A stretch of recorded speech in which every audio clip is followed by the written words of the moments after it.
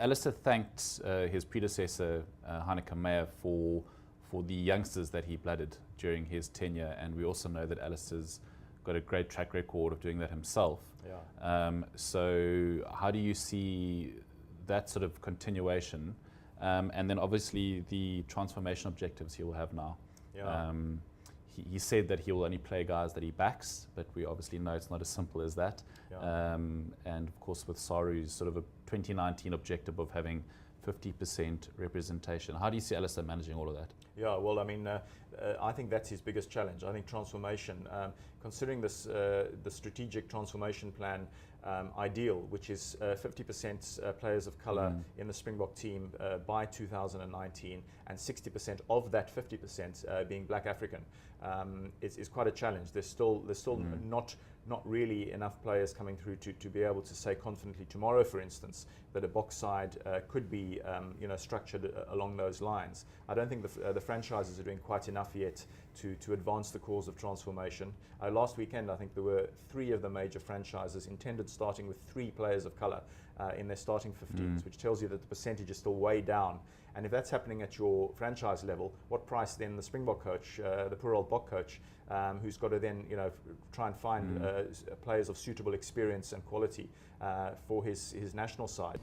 We've got to make sure that across the colour spectrum, when a player is selected for South Africa, he must understand where he fits into the plan and why he is selected.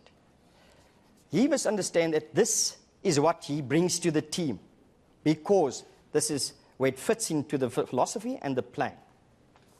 And if you look at our players, young players who have been given opportunity, and I don't want to mention names, across the colour spectrum are performing at the moment, then I'm excited. I think the most difficult one for Alistair, in his defence, is his track record for transformation at the Stormers, given how many players of colour sort of blossomed, under his beat, sort of thing. So he pulled through Cheslin Colby, Nizam Carr, Sia Kolisi, and now Noche is starting to come through. He still knows Sikambuzo Noche pretty well from when he was a rookie flank, sort of on the outside looking in at the Stormers. So, he's going to be well aware of those sort of players in the mix. But yeah, transformation, probably his toughest challenge to meet that 2019 requirement, which is still a long way up the drag, of course. We know that things can happen to trip up Springbok coaches in the interim of a 4-year cycle.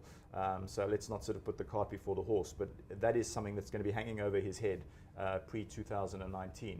And in terms of youth development, you rightly said that he had a great track record at the Stormers, always very happy to bring through 20-year-olds, 21-year-olds, pluck them from nowhere and very quickly empower them. So I don't have a problem on that front. I think he'll be comfortable bringing in very young players who then may well sort of reach a very nice little peak by the time 4 years up the drag at the next World Cup in Japan comes along. So from that side of things, again, I don't have any special qualms about or fears about how Alistair might fare on that front.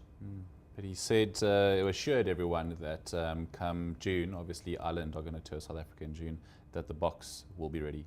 Yeah, well, they'll have to be. I mean, it's a series they can't afford to lose. It would be a step backwards instantly if they did lose it. The Box is still ranked 3 in the world, higher than Ireland. Ireland weren't one of the sort of pace setters in this year's Six Nations, so the Box will certainly be expected to beat them, and they really should, because in the June window period, you normally get quite tired, potentially vulnerable Northern Hemisphere players having to make a trek to South Africa to play a pretty tough 3-match series in sort of South African conditions, etc. And I would fully expect the Springboks to win that series, possibly even 3-0, but at very worst, something like a 2-1. Okay. Thank you, Rob. Thanks, Nick.